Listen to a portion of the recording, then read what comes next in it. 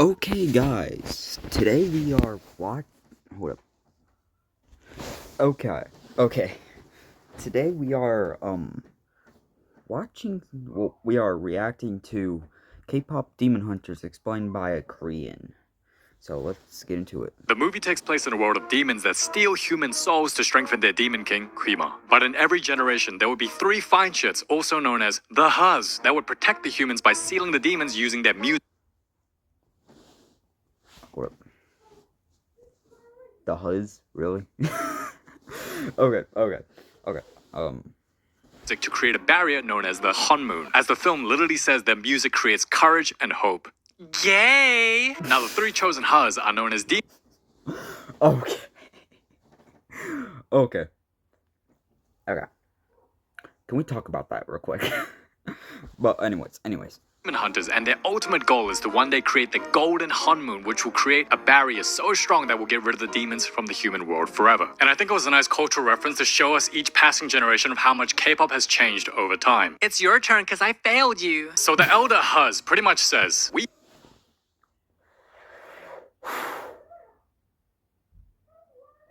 Okay, I'm gonna try to stop.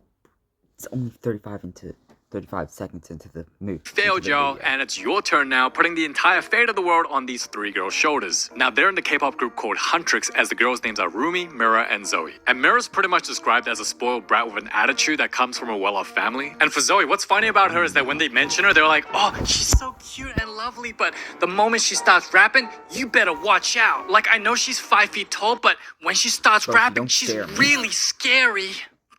But for Roomie, her backstory is actually pretty sad because her mom was a K-pop I'm gonna enable idol that died when she was an infant. So another member of that group's like, why don't I raise this kid and exploit her into the K-pop industry? Now, the K-pop industry isn't as glamorous as people think, so when I see a full-grown adult trying to train and raise a child to be used as an entertainer for other people's entertainment, to be judged and criticized, I'm just like, are you really a good parent? We goon to Roomie every day. She brings us to tears.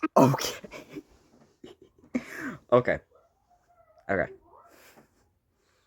What do you mean you guys know what?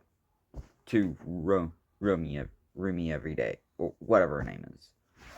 What do you mean? My bias is So the concert's about to stop, but the trio's still on a plane, too busy snacking. And this scene is pretty inaccurate considering K-pop idols consume probably around 500 or 600 calories a day, and they're definitely not going to be feasting on snacks before a show because that's just going to make them puffy and bloated. Like, there's literally a scene after where they're like, let's have ramen, and I'm like, bruh, you're not going to eat ramen just before a show because you're just going to get bloated on camera. So they get a call from their manager and have an interaction with their fans, and we get this.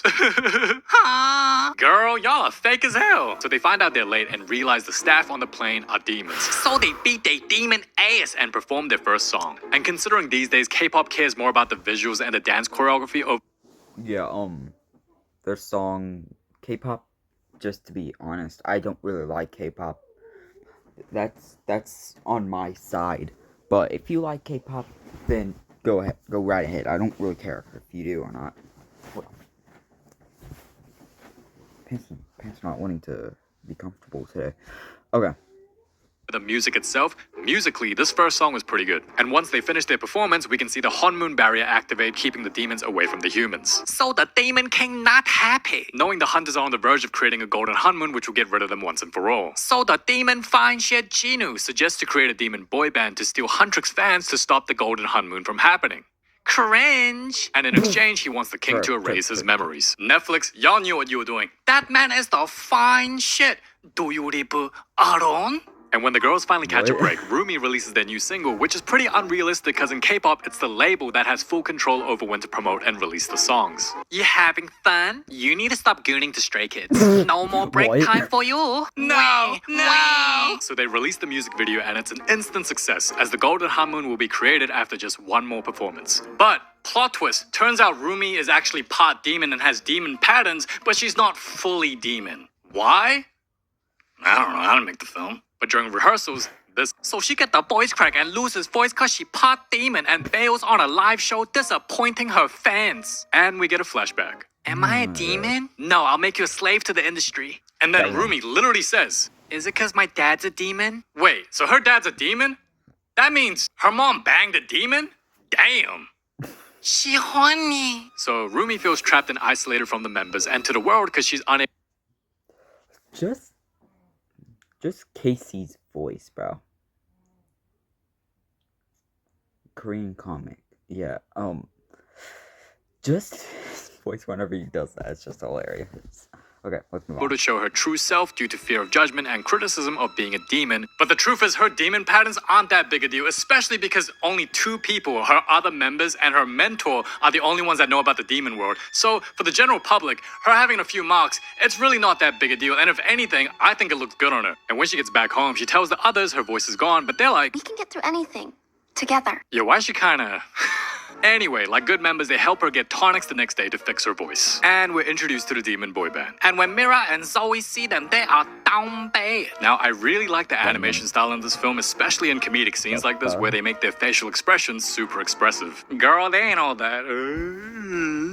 Now, me personally, I think most of the movie's budget went towards Gino's visuals because the other guys just don't look as good. And when we're talking about this dude specifically, the guy with bangs that cover his whole face, if his nose is all the way down there and his hair is that long,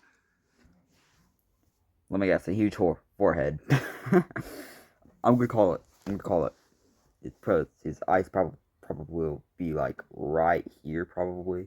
If his nose is all the way right here and his mouth is like right here, then I'm gonna say that all of this is just forehead. That means his forehead huge. And Roomie proceeds to get her K-drama moment, doing the typical slip and fall, expecting the guy to go, 저기요. 괜찮으세요? Here, let me help you. Psych. Huh? Dumb bitch. Huh? What you say to me, you Hongdae boy looking ass? They're so... And later, the demon boy band performs this song, Soda Pop, as this dude literally air humps the Ajumma lady. Oh, he gave her the kimchi thrust. Now she pregnant and happy as hell. You know what's funny? If it's an ugly dude, it's called harassment, but if it's a good-looking dude, it's called fan service. So they do their little dancey dance, and the song is pretty catchy, but the girls find out they're demons, so when the boys give gifts to attract some fans, the girls just take that shit and just make the kids cry. Oh, she looked devastated. But what's funny is if anyone caught that on camera, that's the kind of shit that would get an idol group cancelled in Korea. And after a successful debut performance and a smug look from Roomie to Jinu, the girls are convinced they need to die. So the girls somehow think it's a good idea to kill them during a live broadcast on a variety show, but Jino seeing this calls Huntrix out to the audience and sets them up to lose some fans. Huntrix will go down the slide because they'll do anything for their fans. For the fans. Sounds like they're taking a shit.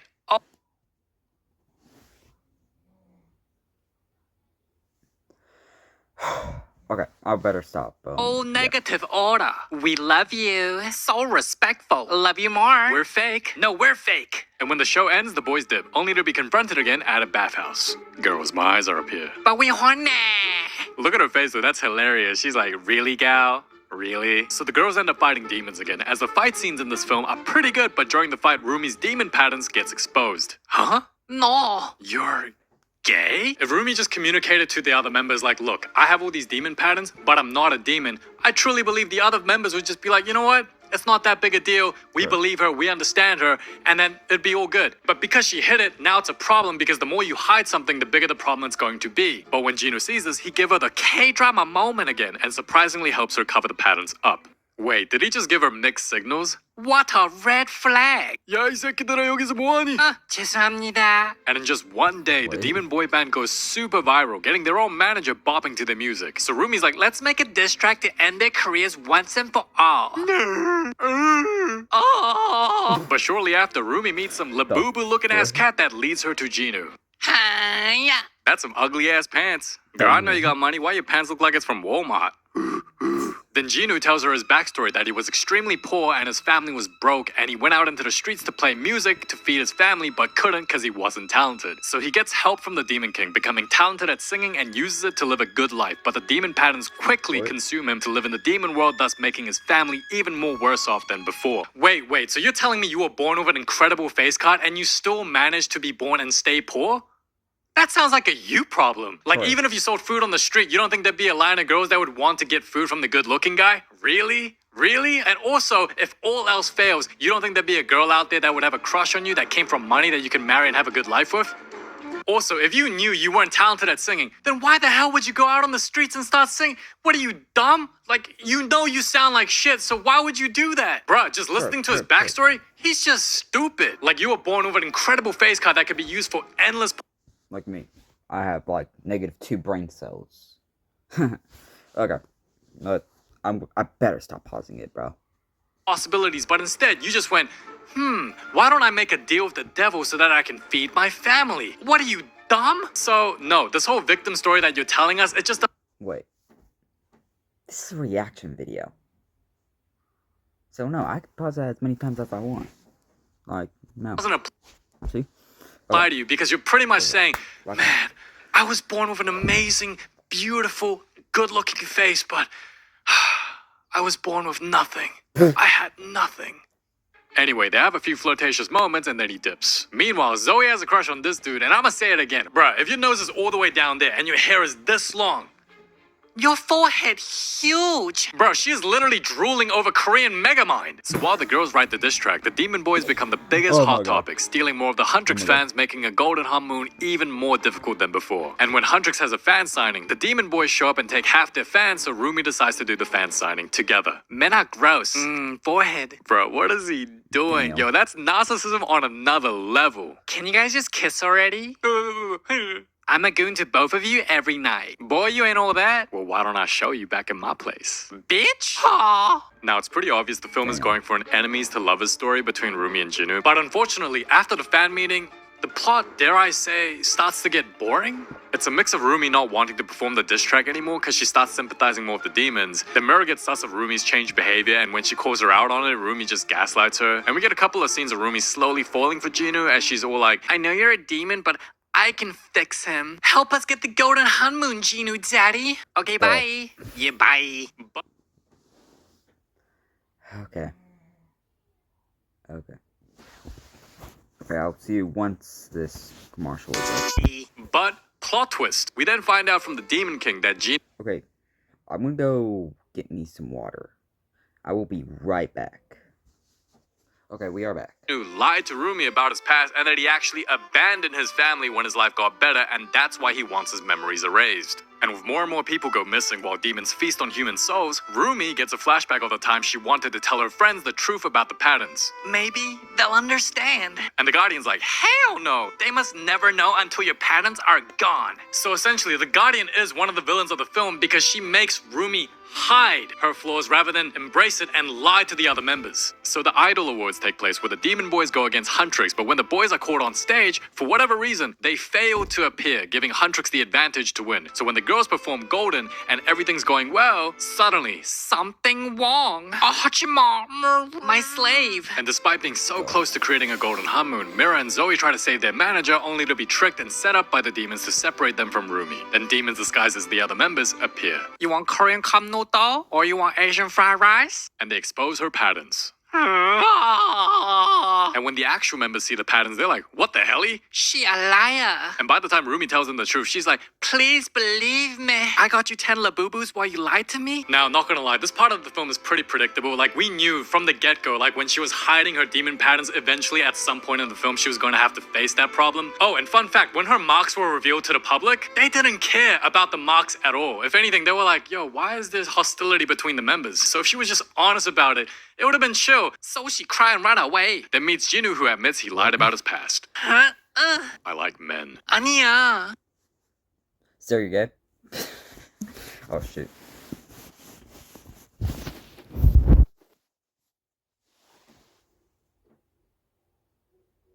Okay.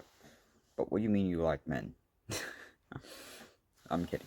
Okay, let's move on. 오빠! I goon to men. 하지마. So he admits he's a piece of shit for leaving his family, and well, at least Yeah, guys, my sweet little kitty cat. She will be reacting with us today. Right? Okay.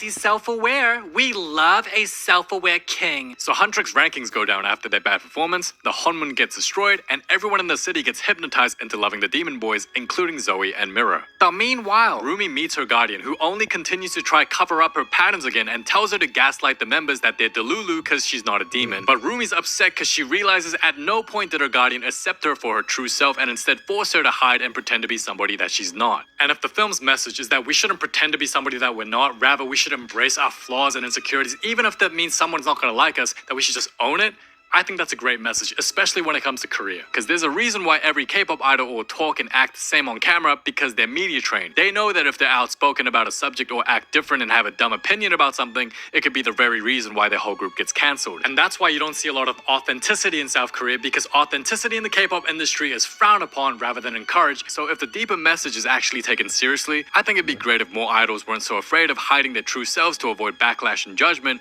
and embrace who they truly are, whether people like it or not. Because that's what makes you, you. Anyway, the Demon Boys hold a concert to consume everyone's souls and puts on a performance, and you just know someone's gonna make TikTok edits of this and they're gonna goon to this shit like, yes, Daddy Jinu. Guys, I seriously cannot keep a straight face.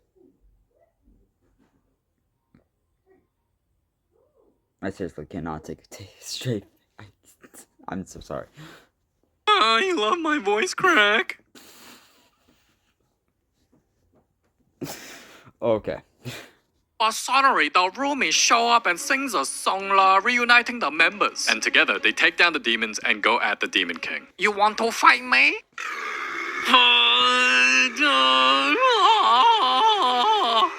And Jinu sacrifices his life for Roomie. Oppa, no! Are you open-minded? That's a big-ass forehead. So Jinu dies, Zoe and Mira kill the Demon Boys, and with the power of music, they defeat the Demon King. Yay! And that's how the movie ends. But the thing that confuses me is the public saw Huntrix kill the Demon Boys, and if they're not aware of the demon world, wouldn't they see Huntrix as murderers? Because this is the dilemma. If the public knew about the demons, they would have reacted to Roomie's patterns, but since they didn't, that would mean they're unaware. So if they don't know about the demons, how you gonna magically explain one of the biggest boy bands just suddenly disappearing, and people saw Huntrix kill them, but they're somehow not seen as murderers? Like, huh? It don't make sense, lah. Now, overall, I enjoyed this film, as I appreciate Netflix for even portraying a bit of Korean culture to such a large global audience. Now, me personally, I haven't listened to K-pop since 2016, and those were the days for me where BTS was coming up, EXO was at its peak, Big Bang's still there, and Blackpink's a rookie group. Those were the days for me. And the amount of people hitting me up this week, Make sure you go subscribe to this guy. He makes really great content. Okay. Make sure you go subscribe to Korean Comic. Hold up. Okay. Like and subscribe and comment if I should react to Backrooms Explained by Asian. Okay, anyways, make sure you like and subscribe. See you all next time. Bye.